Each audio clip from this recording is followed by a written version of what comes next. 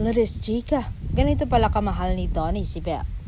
Nasaksihan daw ng team tayo sa wakas, itong ang kwento ng mga Marites. Couple daw na hindi pa kasal ang ibig sabihin ni Direk Cathy. So si Direk din po ang nagkwento na natutuwa siya sa nakikita niya sa set, lalo na off-cam. Sinusuklian daw ni Donnie si Belle. Pag daw kakapaligo ni Belle, binoblower ang hair ni Donnie. Tuwang-tawa daw sila lahat ng staff at Donnie ay napakaalaga kay Belle.